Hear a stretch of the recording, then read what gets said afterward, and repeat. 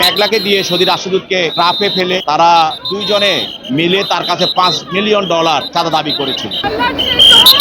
যে সম্পর্ক এবং মেঘলার মাধ্যমে যেই ধরনের সেটা কূটনৈতিক পাড়ায় তারা কাজ করত, তাতে দেশের ভাবমূর্তি, দেশের শ্রমবাজার এবং দেশের অর্থনীতির উপরে বিশাল প্রভাব পড়বে এবং দেশের ভাবমূর্তি বিনষ্ট হবে। এই মামলায় যেহেতু সমীর দেওয়ান এজাহার নামী আসামি, তাকে গ্রেপ্তার দেখানো হয় এবং তার বিরুদ্ধে 7 দিনের রিমান্ড প্রার্থনা করা হয়। বিজ্ঞ আদালত 5 দিনের রিমান্ড মঞ্জুর করেন এবং মেঘলা তদন্তে মেঘলাকে এই ঘটনার সঙ্গে সমীর দেওয়ানের সঙ্গে তাকে তার সম্পৃক্ততা পাওয়ার কারণে 5 দিনের রিমান্ড মঞ্জুর করে আরো জিজ্ঞাসাবাদ করার জন্য তদন্তকারী কর্মকর্তাকে অনুমতি প্রদান করেন।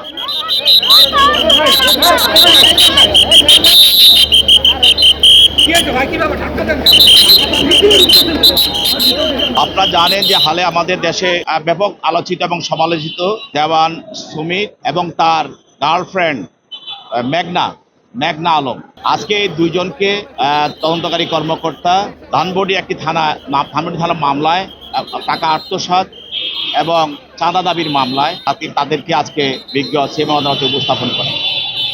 এই মামলায় তদন্তকারী কর্মকর্তা আদালতকে বলেন যে দেওয়ান সুমির তিনি তার সব সহযোগী লোকদেরকে নিয়ে হাতপসিক রোডে একটা জাপানি রেস্টুরেন্টে বসে তারা সেখানে চাঁদা দাবি সহ অন্যান্য বিষয় নিয়ে তারা কাজ করতেছিল এবং চাঁদা দাবি করতেছিল বিভিন্ন প্রতিষ্ঠানের কাছে। সেখানে পুলিশ বিষয়টা জানতে পেরে তাদের বিরুদ্ধে মামলাটা করে এবং এই মামলায় সমীর দেওয়ান এজাহার নামী আসামি। এছাড়াও এর আগে আপনারা জানেন যে সমীর দেওয়ানের বিরুদ্ধে বাটারা থানা একটা মামলা করা হয়েছিল। সেই বাটারা থানা মামলাটিও চাঁদাবাজির মামলা। সেই মামলার বিষয়বস্তু ছিল যে সমীর দেওয়ান সে বাংলাদেশের বিভিন্ন দেশে শ্রমিক পাঠায়, কর্মসংস্থানের জন্য শ্রমিক পাঠায়। যেসব দেশে আমাদের শ্রমবাজার আছে সেই বাজারগুলোতে লোক পাঠানোর জন্য সে বিভিন্নভাবে বাংলাদেশে যে রাষ্ট্রদূতরা আছে বিভিন্ন দেশে তাদেরকে বিভিন্নভাবে সে ট্রাপে ফেলে এবং এটাকে তারা হানি ট্রাপে আমরা বলে থাকি।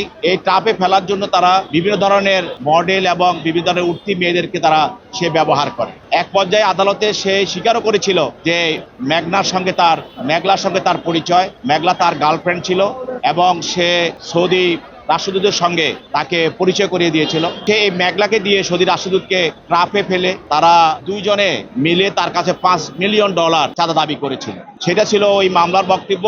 আজকেও এই মামলায় যেহেতু মেঘলা এই সমীর দেওয়ানের ভাষ্যমতে তার একজন সহযোগী এবং তদন্তকারী কর্মকর্তা বিভিন্নভাবে আমরা তদন্ত করে দেখতে পেয়েছে যে এই সমীর দেওয়ানের সঙ্গে মেঘলার যে সম্পর্ক এবং মেঘলার মাধ্যমে যেই ধরনের সেটা কূটনৈতিক পাড়ায় তারা কাজ করত, তাতে দেশের ভাবমূর্তি, দেশের শ্রমবাজার এবং দেশের অর্থনীতির উপরে বিশাল প্রভাব পড়বে এবং দেশের ভাবমূর্তি বিনষ্ট হবে এবং সে এই ধরনের বিনষ্ট কাজও করেছে।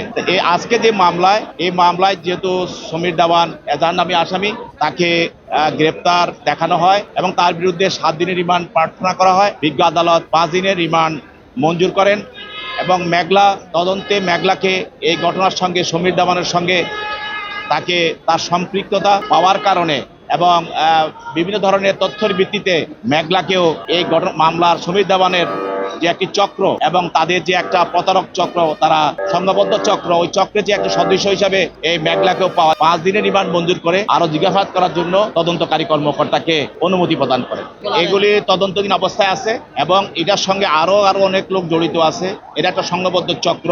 এতে করে কিছু ব্যবসায়ী যারা বিদেশে লোক পাঠানোর নামে যারা ব্যবসা করে, বিভিন্ন ধরনের ট্রাভেল এজেন্সি, এইসব লোকদের পাওয়া গেছে এবং এটা তারা যে উঠতি মেয়েদেরকে ব্যবহার করে সেটারও একটা সম্পৃক্ততা পাওয়া যাচ্ছে। সেটা আমরা তদন্তের স্বার্থে এখন এটা আমরা ডিসক্লোজ করবো না, পরবর্তীতে আপনারা জানতে পারবেন।